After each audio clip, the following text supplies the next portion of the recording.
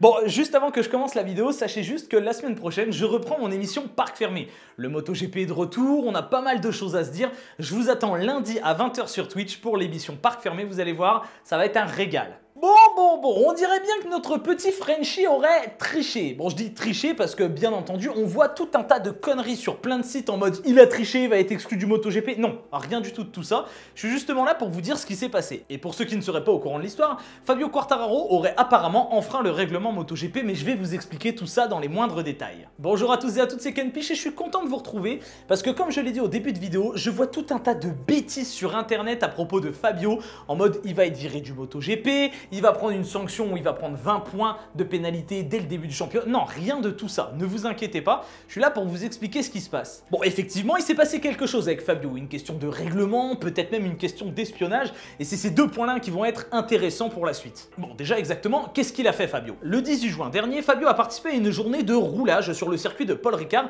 avec une très belle Yamaha R1 aux couleurs Petronas. Cette Yamaha, elle a été préparée par Tech Solutions, une société française qui prépare en fait des machines pour les championnats World Superbike, Superbike France et même CEV. Bon, le petit souci avec cette R1 Petronas préparée, c'est qu'elle ne respecte pas les normes du règlement de la FIM. Et oui, puisqu'apparemment cette moto était équipée de pièces de compétition. Alors forcément là, on peut se dire, attends une seconde, Fabio c'est un pilote MotoGP, pourquoi il n'aurait pas le droit de rouler avec des pièces de compétition?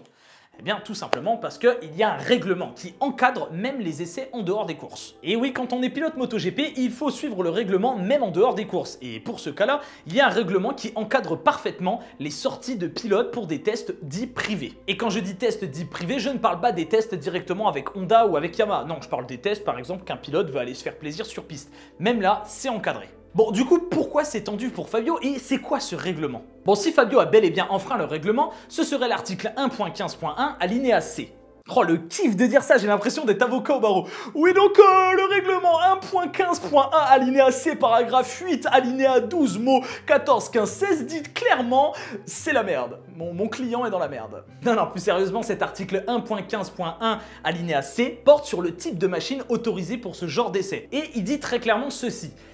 Bon, en fait, il dit beaucoup trop de choses, parce qu'il est méga long comme article. Bon, pour illustrer un petit peu tout ça, cet article il dit que 14 jours avant un Grand Prix, on n'a pas le droit de faire des tests, ou alors qu'un pilote qui roule avec une certaine cylindrée en compétition a le droit de le faire en dehors de la compétition, seulement avec des machines qu'on peut trouver dans le commerce. Bon, conclusion, si vous êtes pilote MotoGP, vous pouvez pas rouler avec une MotoGP, si vous êtes pilote Moto 2, vous ne pouvez pas rouler avec une Moto 2, et si vous êtes pilote Moto 3, vous ne pouvez pas rouler avec une Moto 3. Et si vous êtes pilote Moto E...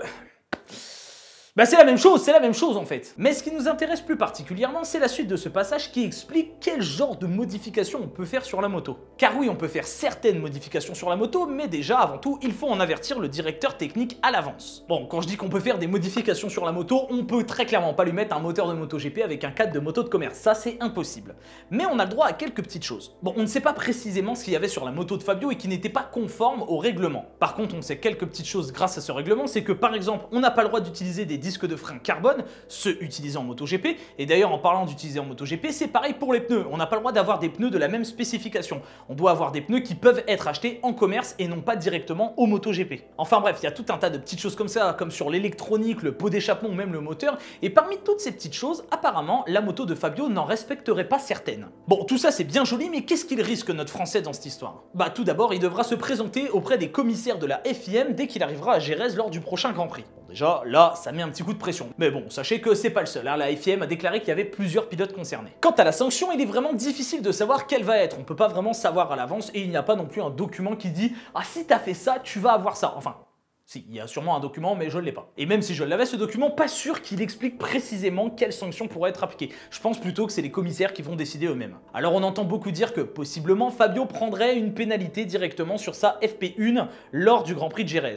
Si c'est ça, ça va, c'est pas ce qu'il y a de plus grave. Ça reste handicapant parce qu'on a vraiment besoin de roulage et que la moindre seconde va être précieuse à la rentrée, mais il y a quand même pire. Il aurait pu tout simplement être exclu de la course.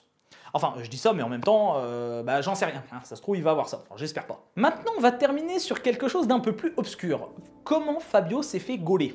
Ça, c'est la grande question. Comment il s'est fait choper, notre Fabio? Bon, déjà, faut savoir qu'il a posté plusieurs photos de lui avec la moto sur les réseaux sociaux. Et là, ça aide pas pour rester discret. Même si on imagine que Fabio n'était possiblement pas au courant des modifications sur sa moto et que c'était non conforme au règlement, malheureusement, les faits sont là. Et c'est possiblement une équipe rivale à Petronas qui aurait déposé une réclamation officielle auprès de la FIM quant à ce petit souci. Oui, en gros, le méchant garçon a été cafeté au CPE.